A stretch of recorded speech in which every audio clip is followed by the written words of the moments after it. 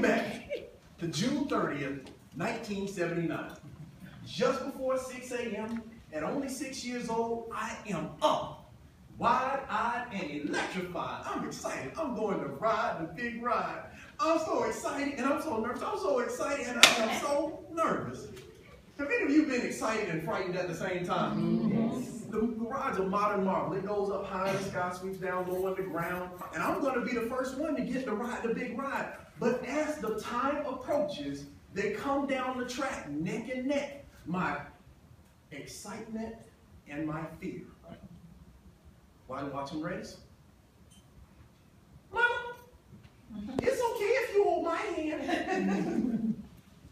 Mama, you can ride with me, okay? Mama! I don't want to ride this ride no more. My mama is a special lady. She has a clear sense of the situation. She pries my arms loose from my leg and gets right down on my level. And she says, now, Richard, I want you to understand. The ride does go up high. It sweeps down low. It could be the best ride of your life. But you'll never know if you don't go. So I got up. I got my wobbly legs together. And I got on the ride. And it was the best ride ever. It went like a mile in the sky. It went down low on the ground, even below.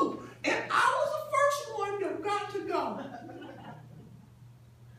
Now at this point, you're probably wondering, what dramatic roller coaster triggered my early age anxiety attack? Were you thinking Scream Machine, Mind Bender, Free Fall? Looking back, June 30th, 1979 was the inaugural ride of the MARTA train.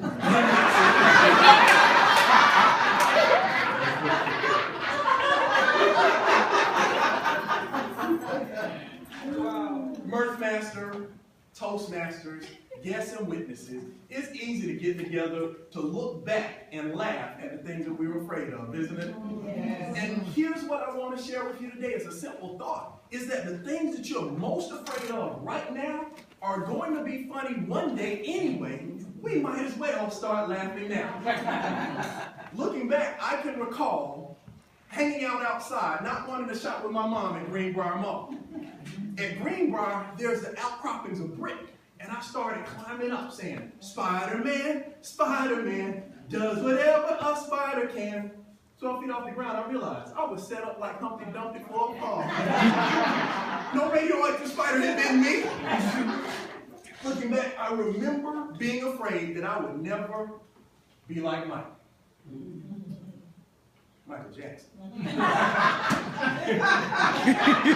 about I had the moves, but my dad would not let me get a Thriller jacket or a Jerry curl. I dodged a bullet on that one, didn't I? Those are some of the funniest pictures my friends have ever taken. They're blackmail evidence every Throwback Thursday.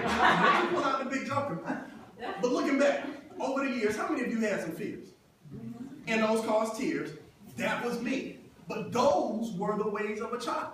And in the good book it says, when I was a child, I spoke as a child, I thought as a child, I understood as a child, I acted as a child.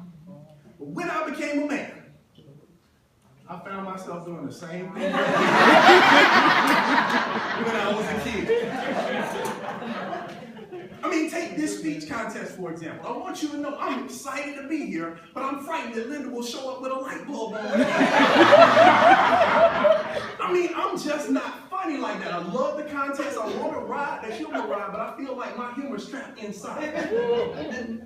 So let me just tell you the story about how I got here to this contest.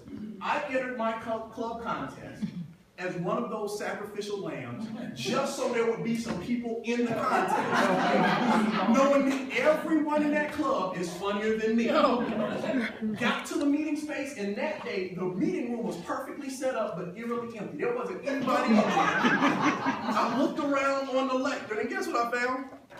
First place. You are going to represent our club at the next level. But so now, Sheila, I have a real problem. I have to actually sit down and write a humorous speech. So I got ready to get ready. I cleared everything off my desk. I sharpened every pencil in the house. I even sharpened a couple of pens. And after I organized my sock drawer perfectly, I finally sat down to write my speech. And it seemed like every funny thought I ever had dried up, evaporated, and floated away. So I needed to get my juices flowing. I felt like I had a vitamin A deficiency. Went and had a self-medicating conversation with Dr. Jack Daniels. And as the fiery fluid started to flow, so did the funny. I said some of the best, funniest material ever. I passed out, woke up, and I could not remember the thing that I said. And that, ladies and gentlemen, is why I don't drink anymore. I don't drink any less either.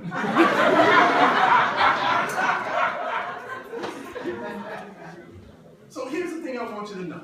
Just like my MARTA train ride at only 6 years old, the fear and excitement of this contest had my sweat running cold. I'm so glad I didn't say no. I stepped up, took a chance, and shared some things that you probably didn't know.